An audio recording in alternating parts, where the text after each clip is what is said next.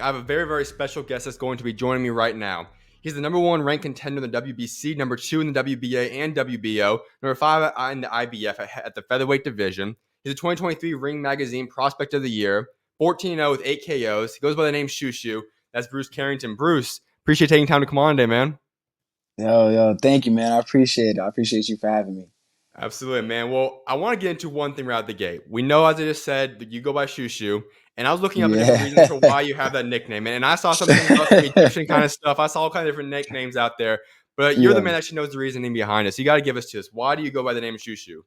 I mean, to be honest, I wish I had the coolest story in the world, but it's honestly just the baby name that, my, Okay. my, my pops gave me. You know what I mean? I'm a junior, so I guess he just wanted to just like, knock out the confusion anybody says Mm-hmm. Bruce. So he just the name is Shu Shu. But it's a cool Egyptian meaning, the one who rises above all. Mm-hmm. So I'm like, okay, from the things that I've been through in my life, I feel like it's pretty fitting.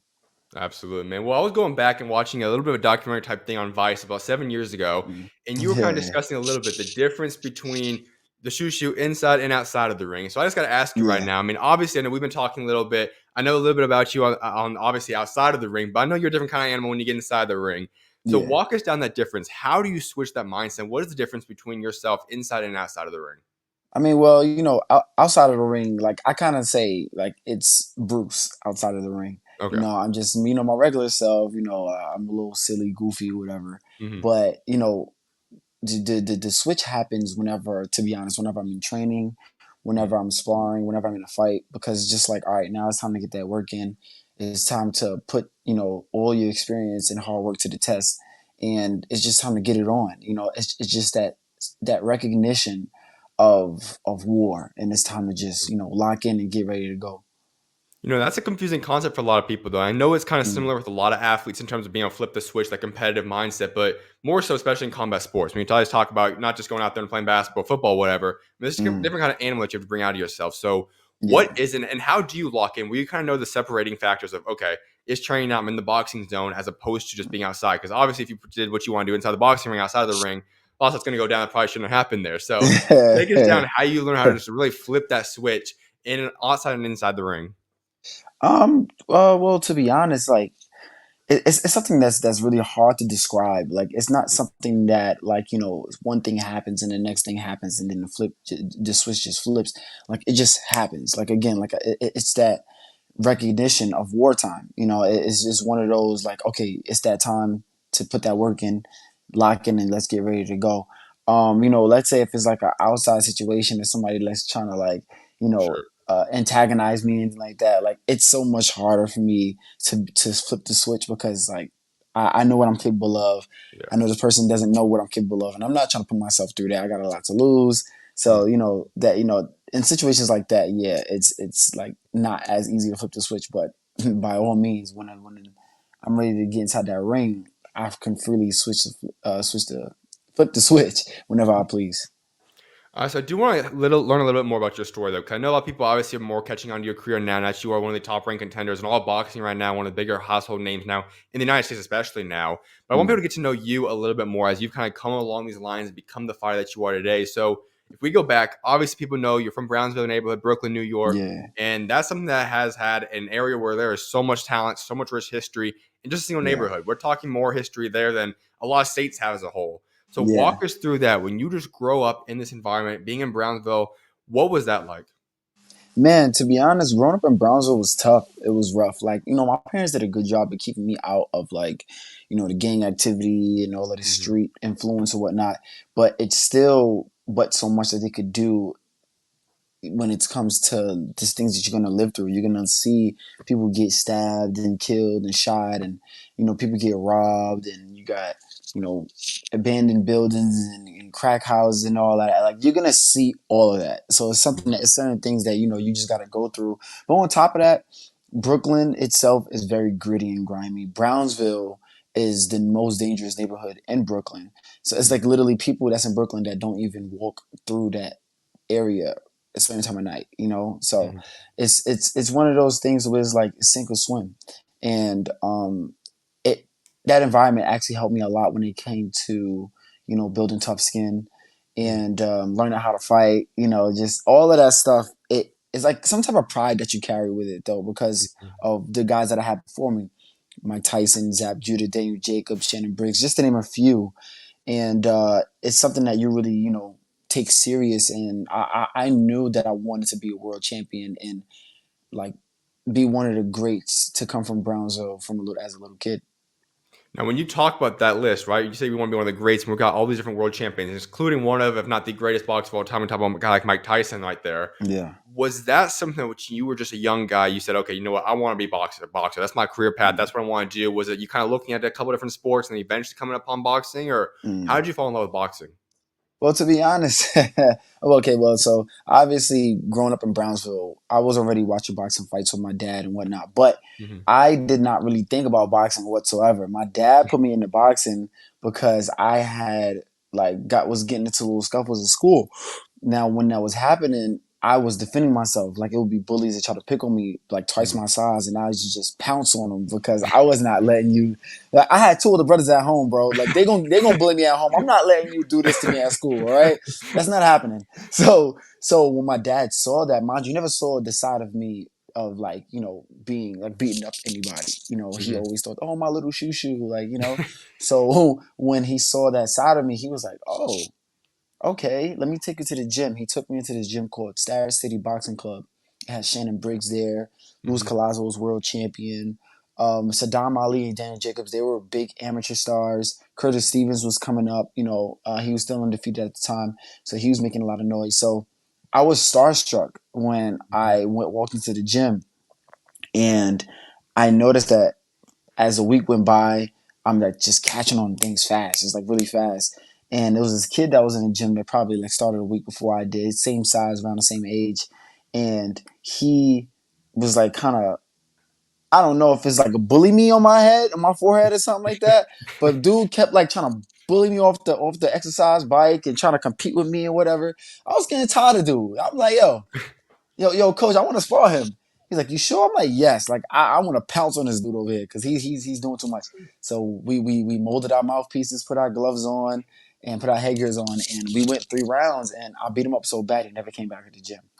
That thrill that I had, the lack of fear that I had of getting hit, and just to be able to just throw punches and beat this dude down, that made me like realize like, yo, I really love this. Like, and that was the moment I think I fell in love with this sport of boxing.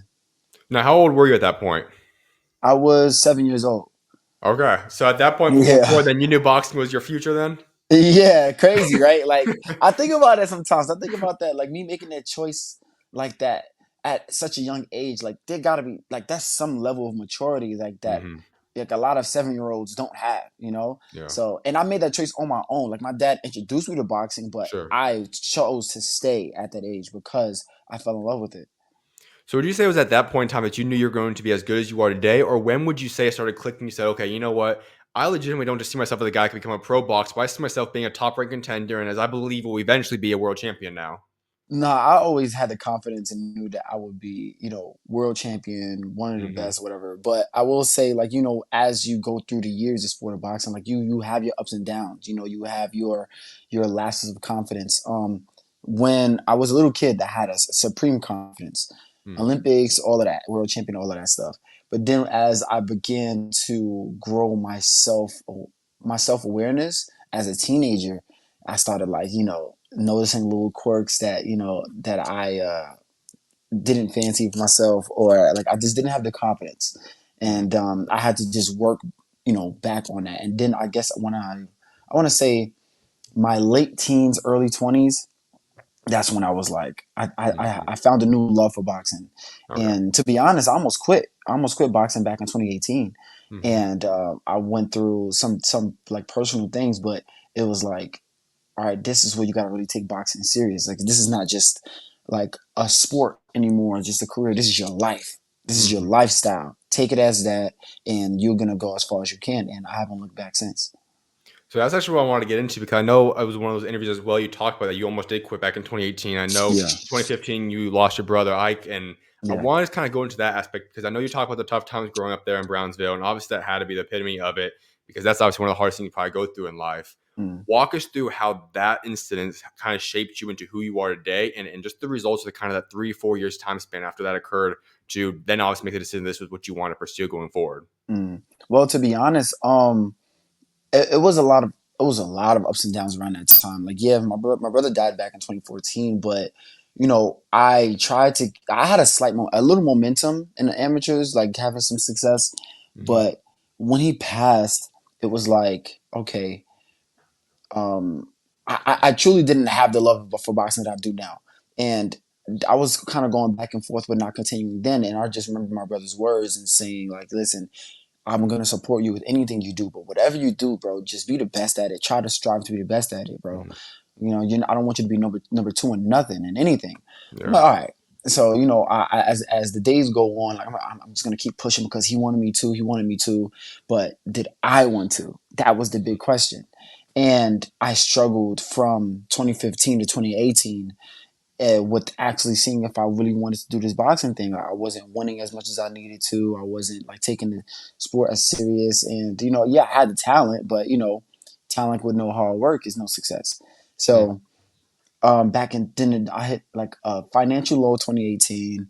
A lot of other personal things going on for me, and I'm just losing the guys that are like not even close to the talent level that I am. And I Mm-hmm. just really shut down. I didn't want to go to a boxing gym or anything like that. But that's when I realized I had to man up. That's when I manned up and I was like, okay,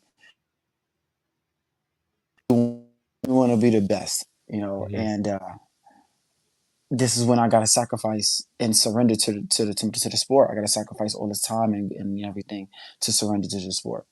And that's when I made that change, man. And after that, I started to win national tournaments, won the Olympic trials, medal Mm-hmm. gold. And now you see me as a pro, I'm just kind of just running with this momentum. Do you remember the moment it switched for you and you said, okay, you know what? This is the time I'm going to man up. This is the time that I want to make this my life. Was there a certain instance where the Mm. kind of a week or so kind of leading up to that final decision? Or when was it that hit you that you said, okay, now this is what I want to do with my life? Well, my dad, right? So okay, so my dad didn't let me like work anything like that. He always wanted me to just box, right? Mm-hmm. But when I like was thinking about quitting, like at first it was just supposed to be a break, and like I need to take a break. Everything, my mind is not where it's supposed to be. Sure. That turned into me entertaining not going back to the gym. Like I didn't want to see boxing, didn't want to talk about boxing, didn't want to go to the boxing gym, any of that. Mm-hmm. And some months starts to go by, and my pop's like, "Listen, son, this one or two things is gonna happen. It's either you're gonna box or you're gonna get a 9 to 5 and start paying these bills." So I'm like, yeah, I'm gonna just go back to the gym, bro. And then, even then, right? Like, like I genuinely never like got like washed, like beat up in sparring, right? Up until that point. And I get back into the gym and I'm like getting tired in the end of the second round and I'm getting like beat on. And I'm just like, yo, like, what the heck is going on? Did I plateau? Like, what the heck is happening? Like, Mm-hmm. I'm not thinking about the time that I have been away from the gym. I'm just thinking about my talent. I should be able to beat up on these level of dudes that I've been sparring just to get back in shape. But they putting hands on me.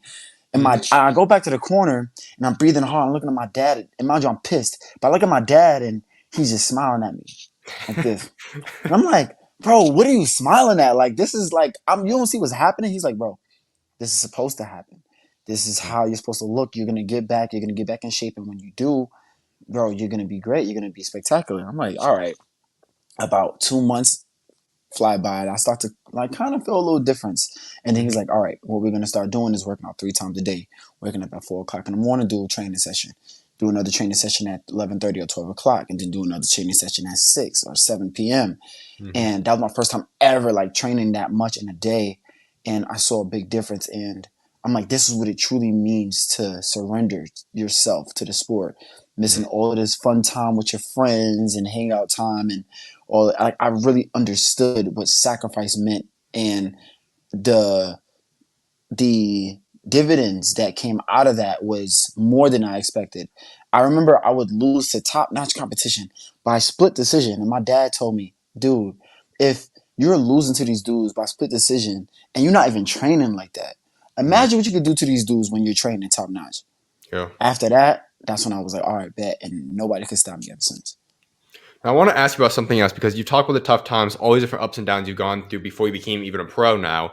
And there's obviously something people can look at. When tough times come, it either is going to cripple people or makes them stronger. And obviously, there's a difference Mm, between short term crippling, whether it be just upset, like you said, for a year or so, whatever. But obviously, the long term aspects, obviously, you don't want to go down. How mm. would you say that your answer was, which obviously we look at now, made you tougher, made you stronger, made you the person you are today? How were you able to utilize those tough times to make you a stronger, better person as opposed to letting it cripple you and kind of mess up your life? Well, first things first, like I pray to God. That's one Mm, thing that I always pray to God. That's like anything you do, you always have to have God with you. Like that mm-hmm, is one of the main things that I want to spread to anybody and everybody that's listening to this. Any problem that you have to go through, anything you go through in life, involve God in it because mm-hmm, at that point He's gonna show you the way, give you the strength, and you'll be able to get through anything. So that's one of the main things. My faith in God is just is unshakable. And what I saw in my struggles, it's like I genuinely feel like I won't be put through anything that I can't handle. Like if it's tough, then it's like, okay, this is my growing period. That's how I look at it. That's what I tell yeah. myself. Like, all right, this is tough. I'm going through. The only if this is the bottom, the only way is up now. So just ride the wave, bro. Just get through this, and by the time you get through it, you're gonna be a stronger individual. And that's just the mindset I have. Very optimistic, and I honestly feel like that makes the biggest difference. And that's my way of success. Mm-hmm. Now, as a believer, I know we talk about that a lot. I mean, when you look at throughout the entire word, like there's a lot of emphasis on going through perseverance and how it's going to make you stronger at the end of the day. Mm. How much would you say just being able to rely upon God throughout your entire career now has really helped you from a mental aspect, from just a mentality aspect, and kind of helping you get through both the ups and the downs of life? Mm. Man, to be honest, like I wouldn't be anything, like I'm nothing without my Lord and Savior Jesus Christ. Like I genuinely believe that I wouldn't be able to be where I am without him. And I translate a lot of my struggles in boxing in my day-to-day life. I translate a lot of my day-to-day life struggles with boxing. And that's kind of how I find my way navigating through any type of obstacle that I have. But like when I go through these situations, I always try to, how can I say, reflect and give advice to others that go through similar situations like as I do, to be able to influence them and show them like I'm the blueprint. Like you can look at me and what I've been through and see that you can do it too. Like don't just think that I'm not special. I'm not like better than anyone and anything like that. I just really believe and have that faith. I have a strong faith in God's work. And if you have that same faith, you'll be able to walk through anything. Amen, Anything. man. Well, I got to ask you one Yes. last thing about this aspect because I didn't know, obviously, that's from a believer. I love seeing that, man. So I got to ask then, where would you say has been the biggest moment that you've had to rely upon God and have seen Him work in through your life? Say it again one more time. Yeah, yeah. So obviously, just seeing that you are a believer, and I wasn't that aware of that. And it's awesome to see, man. So I got to ask you one other question about that. So when you Mm. look at your life and you reflect on it to this point, where would you Mm. say has been the biggest moment that you've seen Jesus show up in your life now? I would say, to be honest, like giving me the strength to work through my brother's death. Mm, I genuinely feel like because man, I've never had. How can I say this? I've never had thoughts of hurting anyone in a fatal way mm, before then, right? sure. So it was like something foreign to me, and I really felt like a lot of hatred Yeah. and vengeance, and I just wanted to just go out and handle business, Yeah. for my brother. And I can see if I wasn't stopped by my dad, because I remember being in an emergency room, and when they was trying to revive my brother and everything, and when they pronounced him deceased, I genuinely just wanted to just go out, and I didn't know who did it yet at the time, but I just wanted to just go out and find whoever the guy was. My mom was just tripping. I thought I was just gonna just find him and find whoever the guy was, and just just do what I felt like I had to do. And my dad just sort of looked in my eyes, and he was like, "Listen, I know that look that you got in your eyes. I went through it too. He lost a brother as well, around the same age that I lost my brother. Mm. And he's like, listen, don't do it, bro. Like he just stopped me. He grabbed me by my chest, by my shirt, and he was like, bro, don't do it. And I just kind of just fell to the ground, and he just told me how, like, God is all about forgiveness, and he will handle everything. Just let Yeah. him give everything up to God. Like the vengeance is not for you. You know what I mean? That's Yeah. you give it to God. So that was really a struggle, but I see how God has made that hurt into motivation. Hmm. Make that hurt into, like, something that's a real grind. And on top of that, now I have my own family. Now I have my fiance, I have my son, and I realize, like, I'm not just fighting for myself. I'm not just fighting for, like, with the motivation of my brother. Now I have a family to feed. Now I Yeah. have other type of motivation as well too. So it's just like, wow, okay, I'm glad that I didn't go down that route, because I would not be where I am today. That would have been something so, like, ridiculous for me to just throw my life away. Hmm. You know? Absolutely, man. Well, appreciate you for sharing that, man. Yeah, no problem. And so I also want to get into going back into your career now a little bit, jumping forward. And you're talking about right before you take the pro jump. And we're looking at your Mm, amateur career. And you talk about going to the Olympic trials. And this is obviously during a wild time in the United States and the whole world, because you end up getting it, you qualify, you win the US Olympic yeah, trials, and you're supposed to be able to go be an Olympian, one of the biggest dreams for man. people. And then we have the pandemic set in. And obviously this threw a curveball in your life, I'm sure. So you end up going pro right after that. But before we talk about pro jump, I just got to ask you, in the first Yeah, part, you qualify, you're an Olympian, one of the biggest yeah, dreams for boxers and anybody in the world.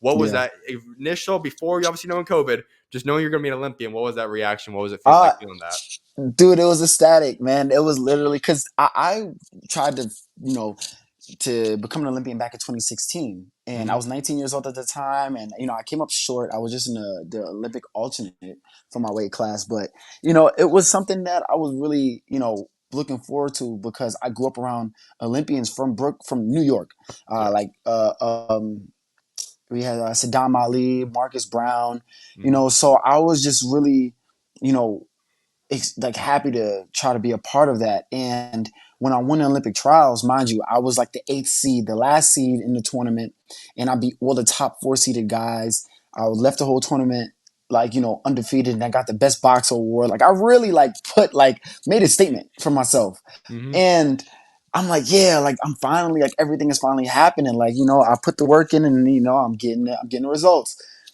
COVID, like boom, it just came out of nowhere, and I think it just kind of crushed my dreams, bro. But I was so ecstatic, man. I genuinely felt like, you know, I was. It was written. I genuinely felt like it was written, and I wanted to be the next Olympic gold medalist. Mm-hmm. And so when you finally found out that news, and you obviously had then approach the decision, do you wait another year until, hopefully at that point you obviously weren't sure if it was going to happen or not, but the 2021 Yeah. Olympics out there in Tokyo, or go pro? We know what the decision is. You end up going pro. What Mm, gave you that decision? What kind of gave you the decision to say, you know what, it's time for me to become a pro. I'm going to give up mm, on my Olympic dreams for now and just go pursue this pro mm. dream. What led to that decision? Well, when they initially pushed it back to 2021, Mm-hmm. I stayed amateur, because they was like, okay, we're gonna see if we're gonna. So what we had to do, we had to qualify. This is a world qualification tournament that they have for the North American and South American countries. Yeah. And when it was canceled in 2020, they said they were gonna push it back to 2021. I'm like, all right, one more year. I'm not tripping. It is what it is. Mm-hmm. And then they canceled it again, because there was like another outbreak that happened out in Brazil, I believe it was in. Mm-hmm. And man, like that is when I made the decision. I was like, yeah. So, oh no, what happened was, being that they didn't have anybody from the South America and North America countries that actually qualified for year 2021, they had to go all the way back to the 2019 rankings. And around that time, I wasn't the weight class that I was at that time for 2021, and I didn't have any ranking points around that time. So that's when they took Duke Reagan, Keyshawn Davis, Troy Isley, all of them guys back, and they brought them back from the pros to go and to be in the Olympics. So Mm, at that point, it was like, yeah, I'm not gonna wait another 3-4 years yeah. for Olympics. Like I really want to, make a name for myself. I'm not getting any younger. Let's go to the pros. Gotcha. So I do want to take a quick little side quest there because obviously we look at the U.S. boxing and the Olympics just wrapped up, I guess now 4 months ago, whatever it was, and obviously it Mm, wasn't the best overall showing for the United States. I know there's a lot of questions and all why don't we get medals right now? And I know the 2020 group, like you said, a lot of them had a lot of different issues, whatever, because of COVID. But when you look at yeah. the future of USA boxing, and I know also we have guys like Abdullah Muhammad and we have guys like Kermel Mochen and those guys, but when you look at the future and the state of the United States boxing, do you feel like it's in good hands? Do you think it's stuff that needs to start changing at the amateur level, or what do you feel about the future of USA boxing? I feel like at this point now, like they're starting to get into a momentum of producing better fighters. Like we're starting to come back with medals again.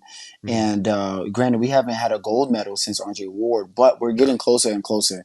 And I think that when it comes to the financial standpoint, they're giving the fighters more incentive to stay amateur because the fighters are starting to get paid and with these international tournaments. So I feel like slowly but surely it's getting better.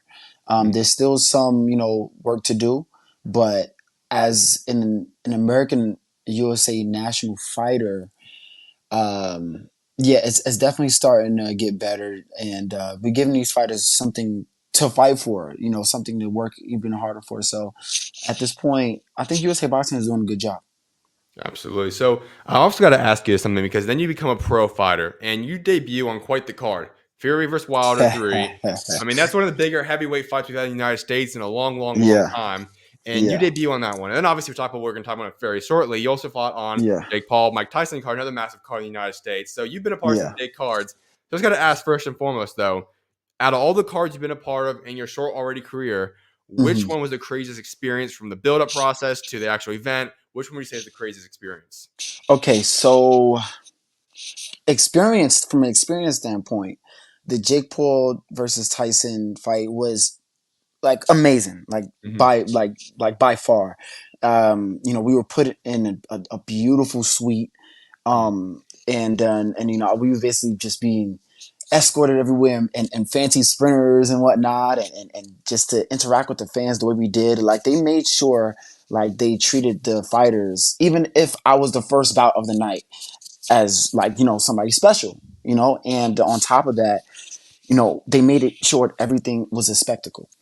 Mm. Now, when it comes to fight, by far, it is the Tyson Fury Wilder 3. That fight was probably the loudest I've ever heard when it comes to the fans. Like they Yeah. really went crazy. And on top of that, the tickets were was kind of expensive. It was during COVID. Economy's not the best. It was like crazy, right? But the house was packed in the T-Mobile Arena, and that fight itself was crazy. Like it was super competitive. Both guys getting knocked down. It's heavyweights. It was like the best fight I've seen in ever, to be honest, in terms of like being there live. It was the most Yeah. exciting fight I've been a part of. Absolutely. So I want to ask you about Mike Tyson. Like we talked about you kind of looking up to him as a young guy, and then we Yeah. looked at a post you made a little bit ago. There's a picture of you, Mike Tyson, just recently. You, Mike Tyson, 13 years ago. To see Yeah. that relationship, I just got to ask. I mean, was that something that you guys have stayed in contact throughout this time, or what's your relationship like with Mike Tyson? So me and Mike Tyson and my dad have a mutual friend, like longtime friend, Okay. and that's kind of how the connection was made, and like how I was able to even just stand next to Tyson at a young age. Mm. But there came a point to where I really started to understand the aura of Mike Tyson and actually wanted to like, just meet him again, take a picture, whatever, just little things like that. And I wasn't seeing him, and I would get a call from my friend like, "Oh, I just saw Mike Tyson. He came in the neighborhood," and I'm all the way in training camp somewhere else in another state. I'm just like, "Dang, I keep missing this guy." He even came to my high school. He visited my high school because he used to go to that high school, and just that day he came, I caught a fever, and everybody's like, "Oh my God, Mike Tyson's in the high school." I'm like, "What the heck? I keep missing this dude." Like it was just crazy.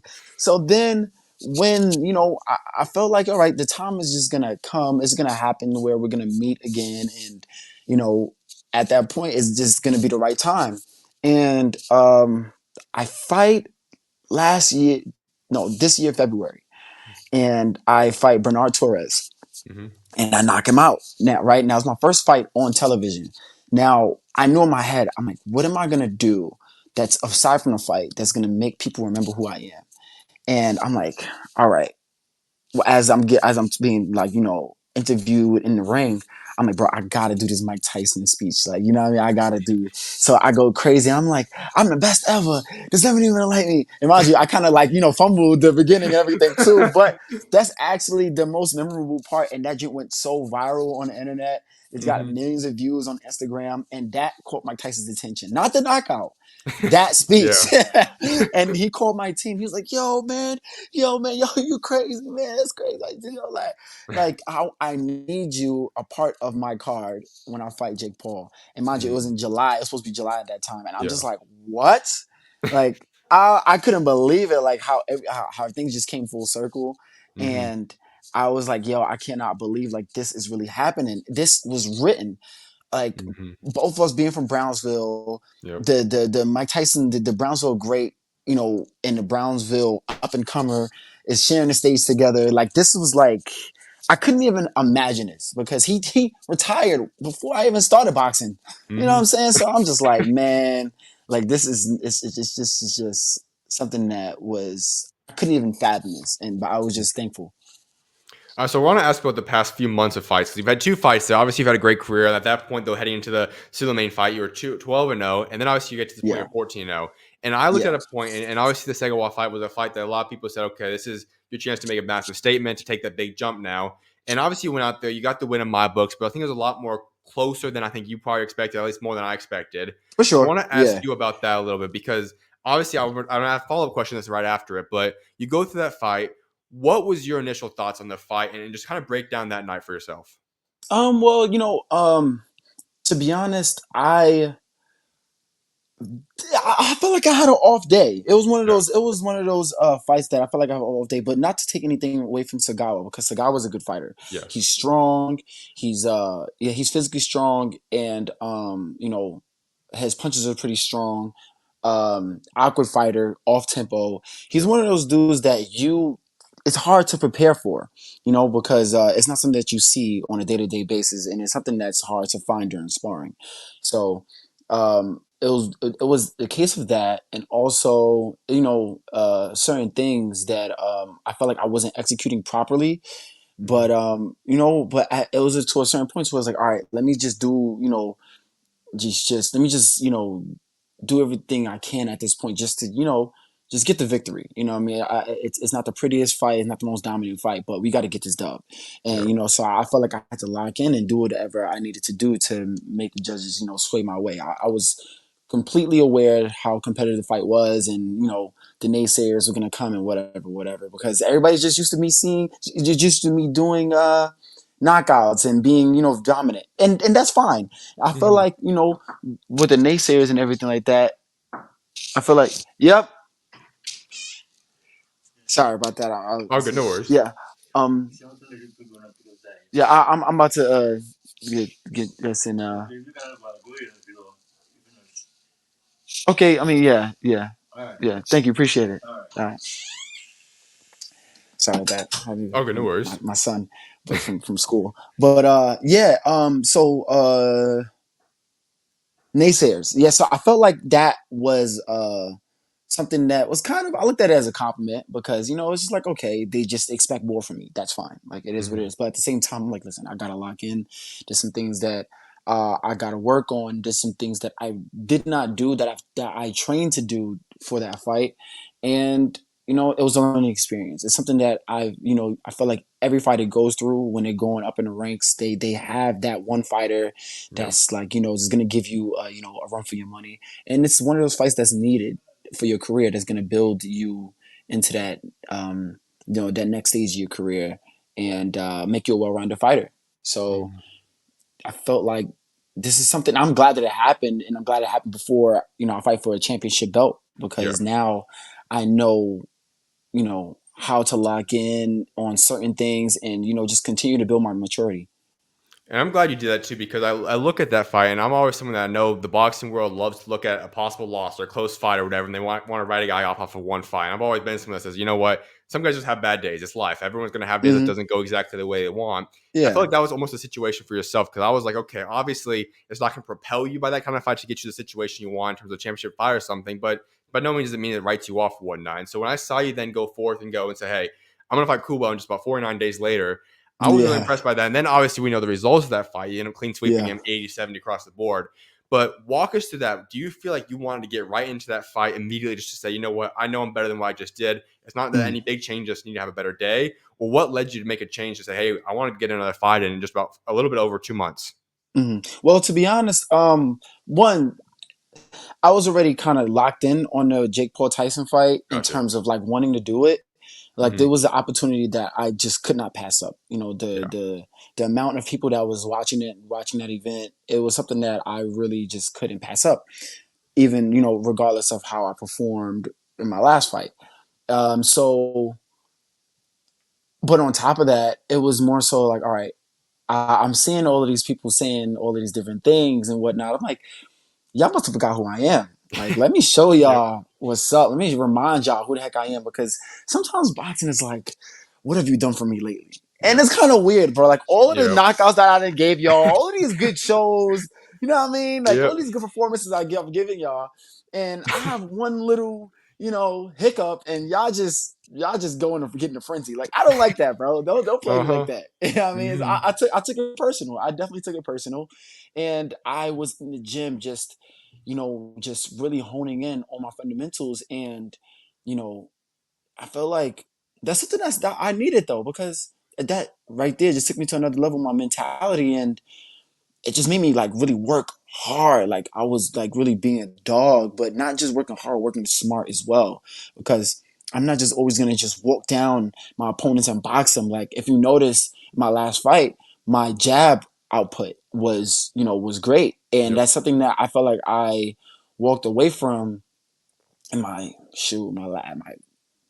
last 4 or 5 fights, because Hmm. I was just knocking guys out, you Yep. know, and I think I kind of got a little happy with it. But this right here, it taught me to slow it down and build my maturity. And that's just all it was. And I'm glad I went through it. Absolutely. Well, last thing I want to get into with you before I let you go is obviously going to talk about your future because you now are in position. We know you're the top Mm. contender, and one of them, you're top two, and a couple other ones. Like we know that the big fight's coming very, very shortly for yourself. I have to Mm. imagine. And you said in an interview with Top Rank 5 months ago that your goal is to become a world champion in 2025. Is that still the goal for yourself? Is that still what you're on track for? And you plan next year to be a world champion? 100%, 100%. Like to be honest, I want my next fight to be for a world title. That at Okay. this point, maybe like from the first half of the year, Hmm. the first quarter, even to be Okay. honest. I want to fight for a world title. I felt like it's that time. You know, I feel like I've done enough, and I've put on the performances that, you know, people weren't expecting for a certain period of time. Hmm. And at this point, like I'm just feel like I'm ready to be able to fight the big names, and I want to challenge myself for the big names. You know, a lot of people don't even know like Segawa is not your typical fighter that you would want to fight, you know. But I was there live when he beat Ruben Villa, and Hmm. I'm looking at Carl Moretti, and while he's in the ring, I'm like, I want to fight him. That's the guy I Hmm. want next. I'm the one that chose that fight because I Hmm. want to challenge myself. I want to be able to, you know, challenge myself and test myself with, you know, with people, and to show that, listen, like I am on a different level.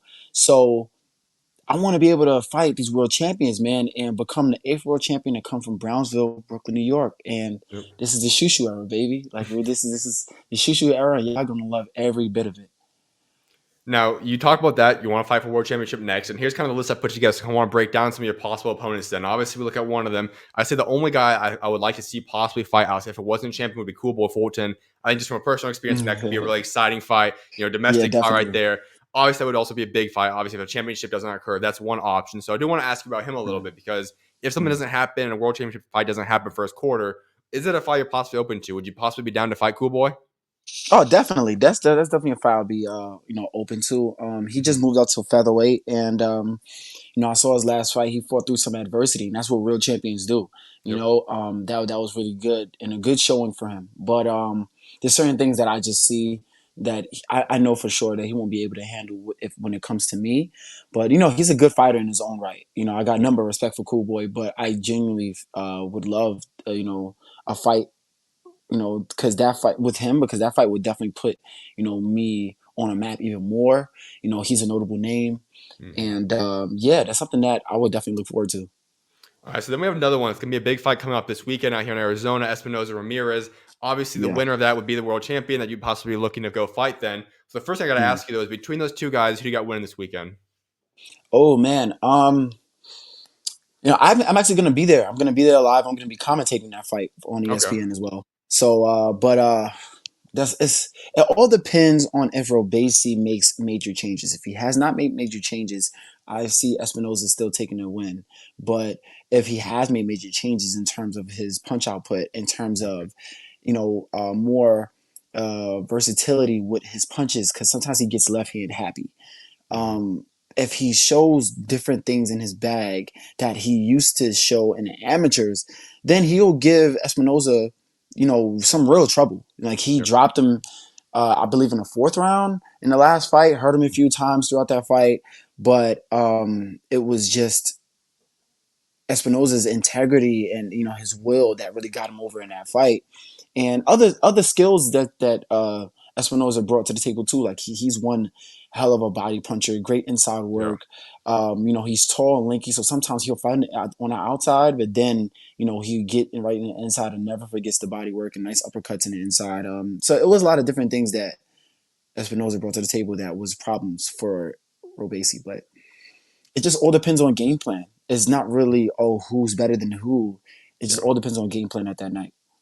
So if one of those, whoever wins that fight, then is that a possible one? Or then you also look at guys like Ray Vargas, Figueroa is going to be fighting, Nick Ball, Mm, Angelo Leo's obviously are the champions right now.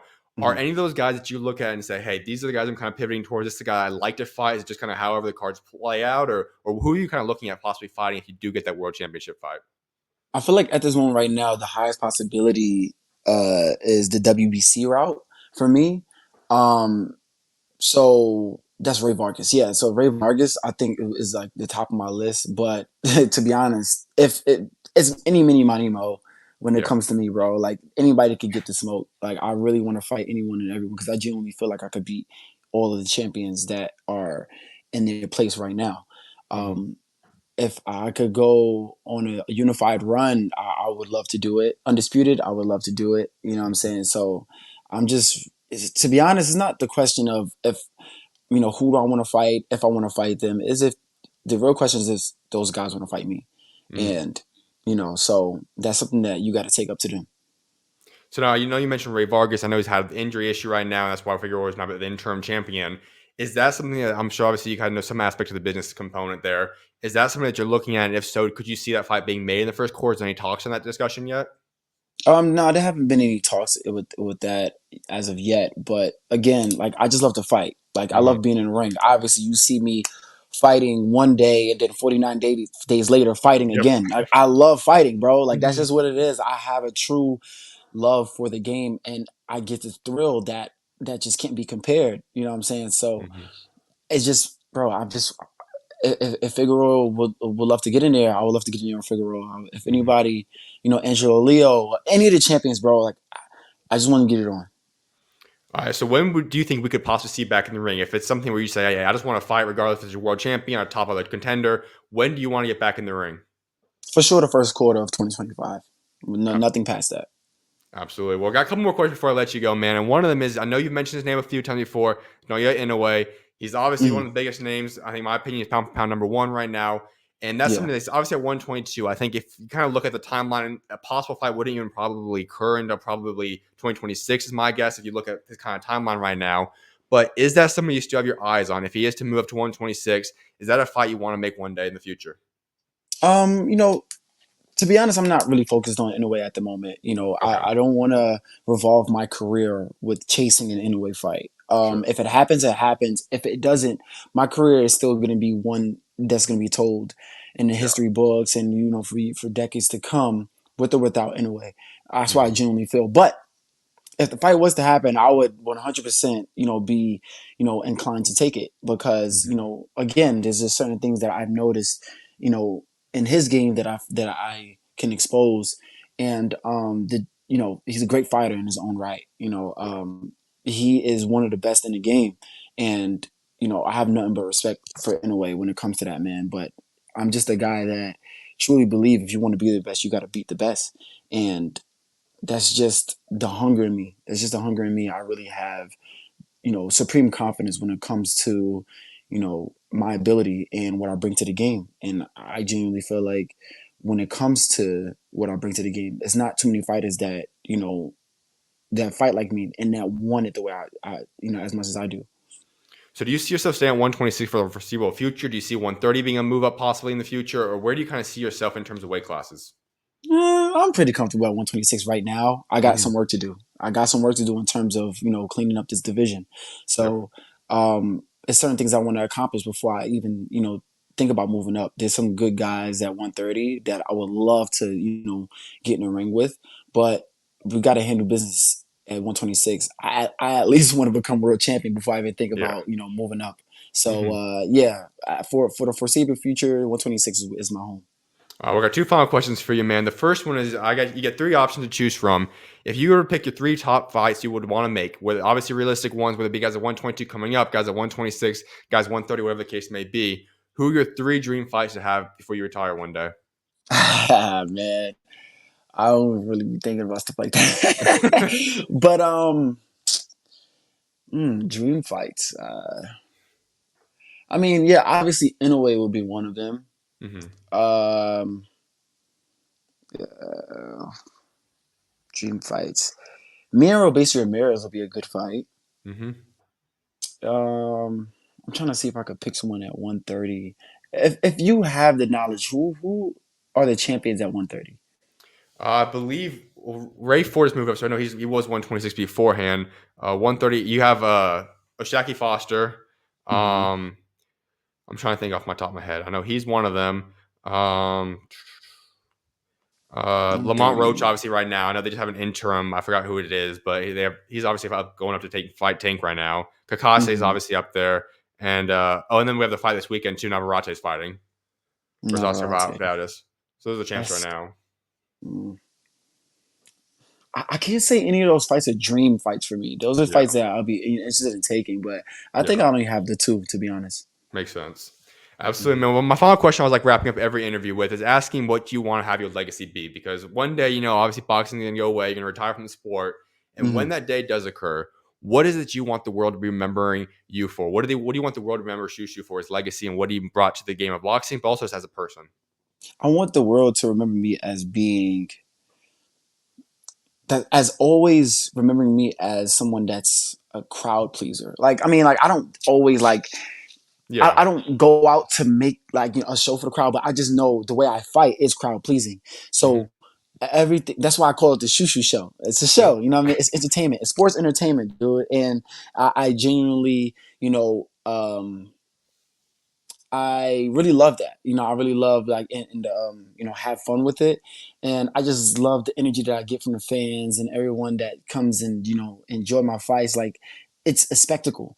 I was told by someone in my neighborhood in Brownsville that was like, "Listen, the crime rate goes down when you fight because everybody's home watching you fight or they're at the fights." So I'm like, "Yo, that's what's up." You know what I'm saying? So yeah, I love that type of impact, and to be able to have that type of traction and attraction. Mm-hmm. It's like, dude, it's something that I couldn't have dreamed of, but I understand the responsibility, and I'm gonna take it all the way to the last day that I fight, man. Like I really want to continue to be known as the guy that really gave people what they wanted to see in the era of people that are kind of just trying to make boxing a snooze fest. Mm-hmm. You're gonna Absolutely. be reminded. You're gonna know me.